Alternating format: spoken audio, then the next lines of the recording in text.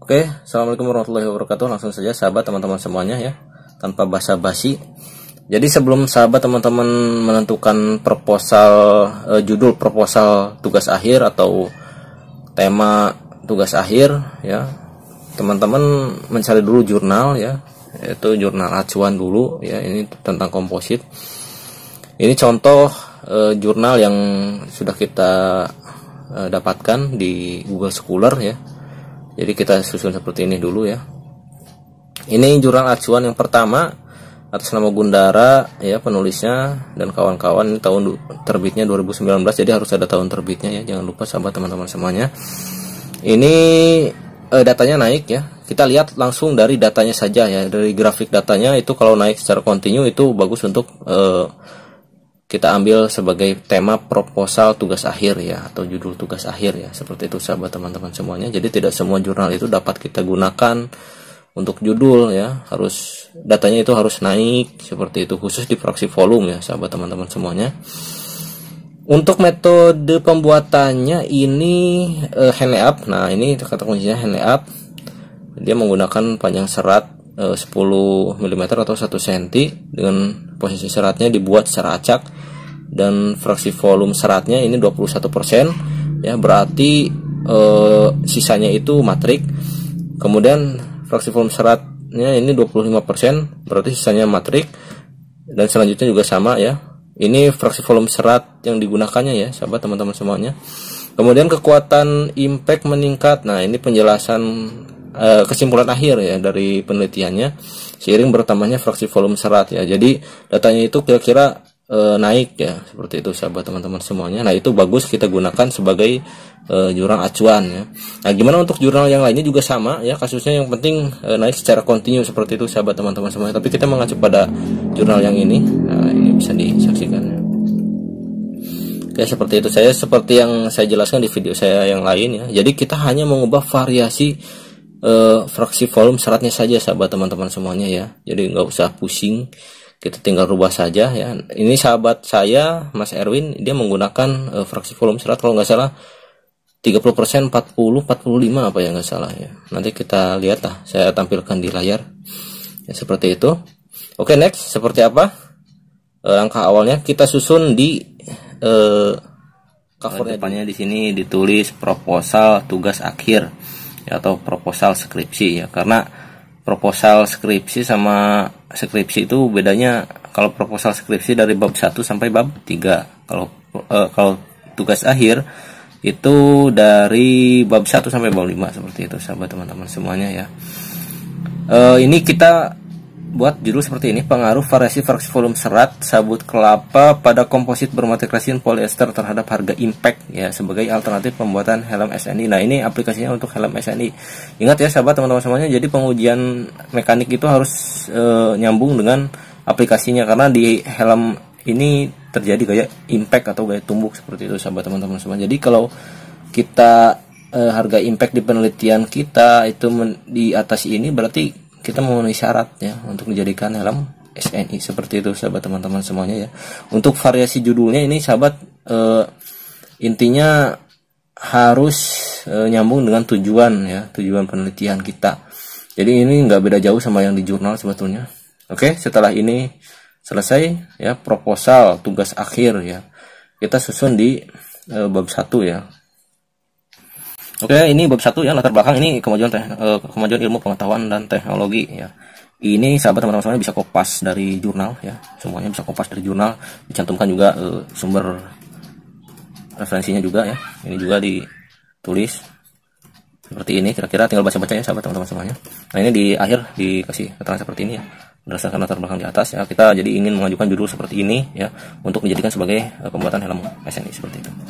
Nah, ini untuk rumusan masalah juga tinggal ikuti saja ya. Jadi diawali dengan pertanyaan bagaimana pengaruh variasi fraksi volume serat sabut kelapa bermotif resin polyester terhadap harga impact. Nah, ini seperti itu. Kemudian bagaimana penampakan di fotosem atau mikro atau makro. Ini sebetulnya pengujian ini adalah pengujian tambahan ya, untuk melengkapi informasi. Nah, ini untuk batasan masalah. Batasan masalah itu adalah penelitian yang kita lakukan. Ini persis semua di jurnal, akan tetapi bedanya kita di ini menggunakan fraksi volume seratnya Mas Erwin itu 35%, 40 dan 45% seperti itu. Tadi kan di jurnal itu berapa ya, 21, pokoknya di bawah 35 ya, saya lupa lagi tadi. Nah, kita hanya diganti di fraksi volume seratnya saja ya sahabat teman-teman semuanya. Ya, seperti itu. Untuk yang lain ini sama, kita mengikuti di jurnalnya ya, proses pembuatannya ya, untuk cetakannya ini. Oke, untuk tujuan penelitian juga sama ya, diawali dengan kalimat mengetahui ya, pengaruh variasi fraksi volume serat serta kompetibilitas polyester terhadap harga impact ya. Jadi tujuannya kita mendapatkan mengetahui harga impact.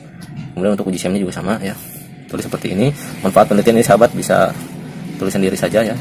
Nah, ini untuk sistematika penulisan di skripsi kita di kampus saya itu seperti ini ya. Mungkin teman-teman beda ya. Oke, untuk bab 2 ini tadi ya sudah kita jelaskan, ini jurnal acuan. Nah, ini kalau di jurnal dia menggunakan 21, 25, 33 dan 35. Nah, Mas Erwin ini menggunakan 35, tadi itu 40 dan 45% seperti itu sahabat teman-teman. Kenapa kok kita menggunakan di atas ini ya? Harapannya kekuatan kita itu di atas ini, penelitian ini begitu sahabat teman-teman semuanya. Makanya nanti grafiknya diusahakan itu naik semua ya. Jangan hindari data yang seperti saya jelaskan, naik turun. Nah, itu nanti nggak lulus sahabat teman-teman semuanya. Ya. Gak apa-apa misalkan kalau naik dulu baru turun, nah itu gak apa-apa ya. Yang penting hindari data naik turun seperti itu. Di semua penelitian juga itu sama ya. Pengujian tarik, pengujian tekan, lentur atau kekerasan juga sama ya. Seperti ini sahabat teman-teman semua. Jadi kita hanya mengubah variasinya saja seperti itu. Tapi tidak semua jurnal kita jadikan referensi seperti itu sahabat teman-teman semuanya. Nah, ini jurnal pendukung juga sama ya. Nah, ini tinggal baca-baca saja. Saya percepat ya karena HP saya nggak kuat ini. Nah, ini untuk dasar teori juga dari jurnal atau tidak dari buku ya. Ini ditulis sumbernya biar tidak kena plagiasi.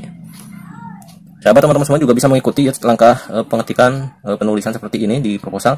Tinggal ganti saja ya, misalkan klasifikasi komposit. Kalau saya kan ini menurut Jonas ya 1975. Ya sahabat tulis lagi di sini nggak apa-apa klasifikasi komposit, cuman yang menjelaskannya bukan Jonas ya. Kalau misalkan Mas Nandar 2025 misalkan seperti itu ya sahabat teman-teman semuanya, menjelaskan tentang komposit itu jenisnya apa saja ya. Nah, kalau kita jenisnya ini komposit serat ya.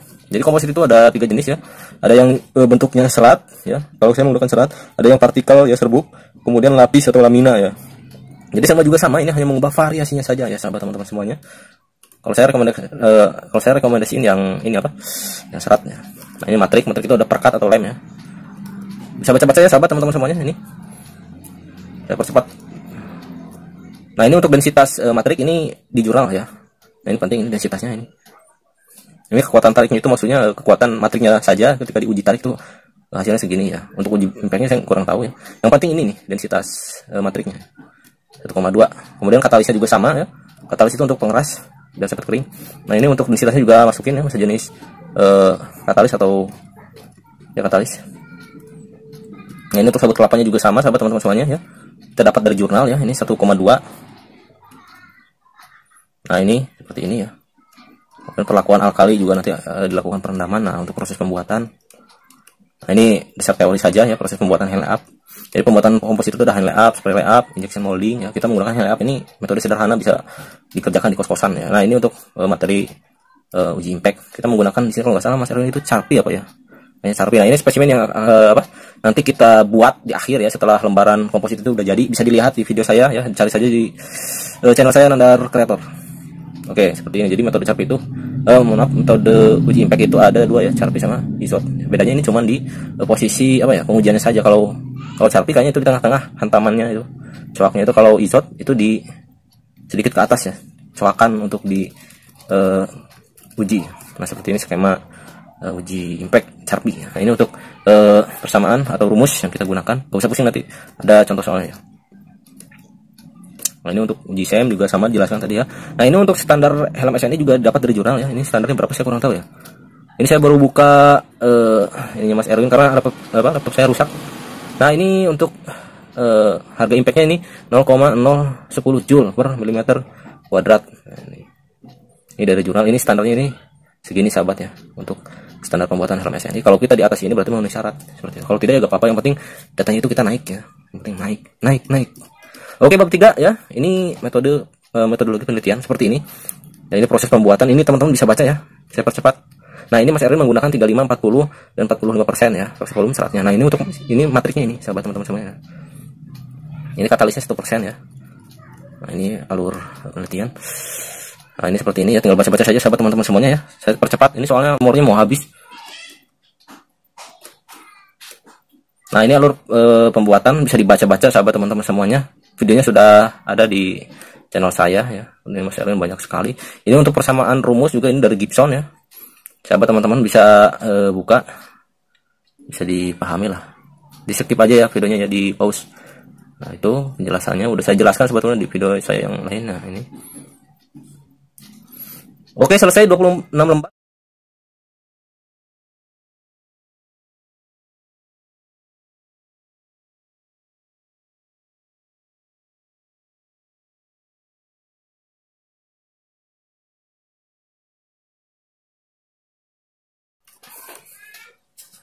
Oke sahabat teman-teman semuanya ya, ini lanjut ke bab 4 ya. Setelah kita melakukan pembuatan, pengujian spesimen, ini hasil olah data ya.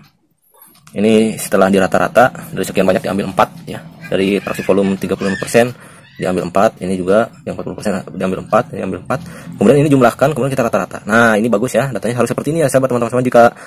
Jika kita buat grafik itu naik seperti secara kontinu. Nah, ini contoh perhitungan ya teman-teman semuanya ya. Jadi data mentahnya itu seperti ini ya, nanti saya tampilkan di layar.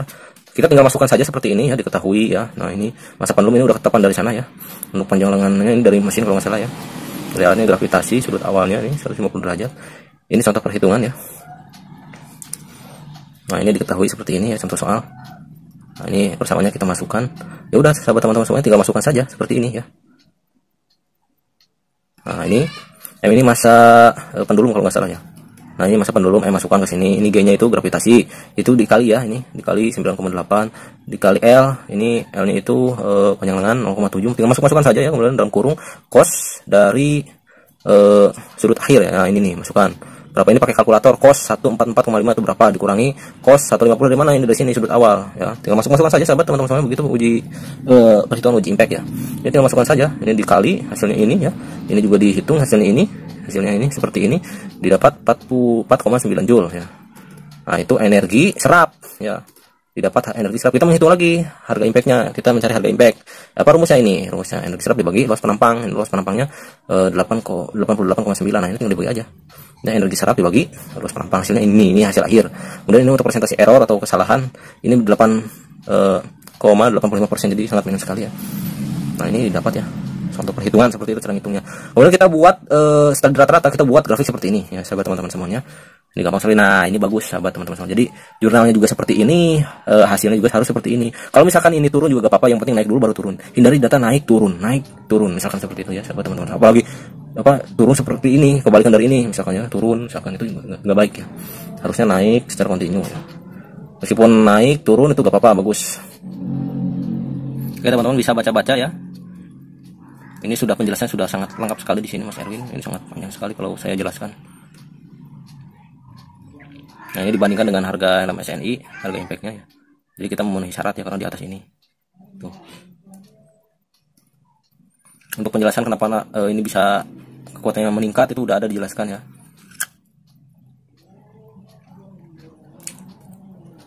Nah ini dijelaskan di sini juga sudah memenuhi standar harga impact LMSNI. Nah ini untuk pengujian SEM juga sama. Ini sudah saya jelaskan sebetulnya ya di saya yang lain. Jadi tinggal baca-baca saja sahabat teman-teman, penjelasan udah lengkap di sini. Gak usah bingung, gak usah pusing. Oke, baca-baca, belajar membaca, jangan malas.